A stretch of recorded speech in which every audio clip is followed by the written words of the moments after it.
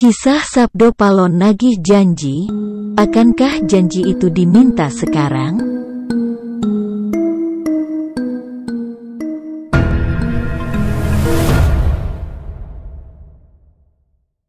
Keruntuhan Kerajaan Majapahit membawa kisah tentang sosok bernama Sabdo Palon. Ia dikenal oleh masyarakat Jawa sebagai sosok historis yang memiliki hubungan dengan kekelaman dan keruntuhan Majapahit. Dalam sebuah kisah disebutkan bahwa Sabdo Palon hidup di masa Brawijaya V atau Bre Kertabumi. Ia merupakan tokoh legendaris yang dipandang sebagai pandita dan penasihat Brawijaya V. Nama Sabdo Palon banyak dikisahkan dalam serat Jangka Jayabaya Sabdo Palon oleh Pujangga Ronggowarsito. Salah satu syairnya memuat ramalan kehancuran Islam di tanah Jawa pasca 500 tahun keruntuhan Majapahit.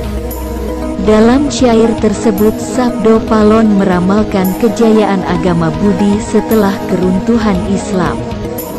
Adapun bait ramalan tersebut dikenal dengan istilah Sabdo Palon nagih janji. Tokoh Sabdo Palon sangat dihormati kalangan umat Hindu-Buddha dan aliran kejawen di tanah Jawa. Pada masa kerajaan Majapahit, ia mengemban tugas yang cukup berat, yaitu sebagai punakawan Abdi Kinasih Prabu Brawijaya V.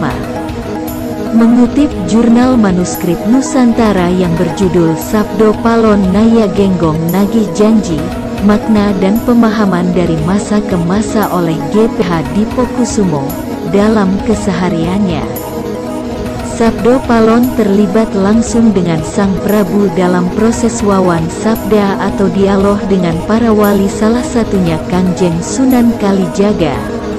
Dalam Jangka Sabdo Palon, ia meramalkan kehancuran Islam di tanah Jawa.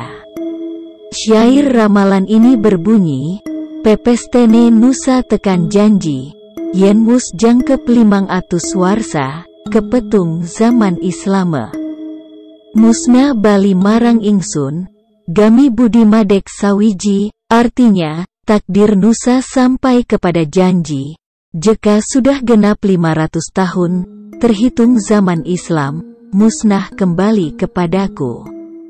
Agama Budi berdiri menjadi satu. Menurut Pri Mardiono dalam buku Sejarah Kelam Majapahit, syair tersebut muncul di penghujung serat Jangka Sabdo Palon yang dikenal sebagai Sabdo Palon Nagih Janji. Melalui syairnya itu, Sabdo Palon memberitahukan tanda-tanda alam dan sosial kemasyarakatan yang akan muncul di zaman kembalinya nanti. Sabdo Palon menyatakan sumpahnya untuk kembali ke tanah Jawa 500 tahun lagi, tepat setelah Majapahit runtuh.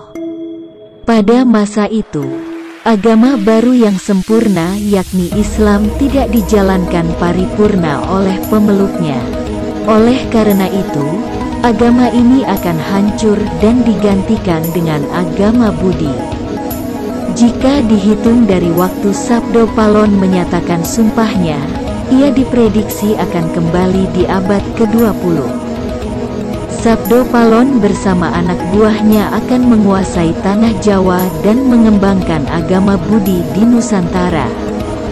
Meski dikisahkan dalam beberapa riwayat, sumpah Sabdo Palon nagih janji ini masih diperdebatkan oleh banyak kalangan. Sebagian tidak mempercayainya, namun sebagian lain justru sangat menanti kedatangannya. Mengingat beberapa ramalan Sabdo Palon juga pernah menjadi kenyataan di Indonesia. Ramalan tersebut diantaranya tentang letusan Gunung Semeru, Gunung Merapi, dan lain-lain.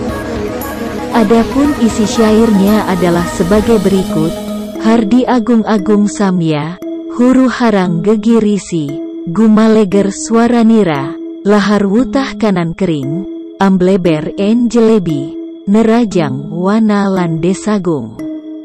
Manungsanya Keh Brasta, Kebo Sapi Samya Gusis, Sirna Gempang Tan Wonten Mangga Puliha, artinya, Gunung berapi semua, huru-hara mengerikan, menggelegar suaranya, lahar tumpah ke kanan dan ke kirinya.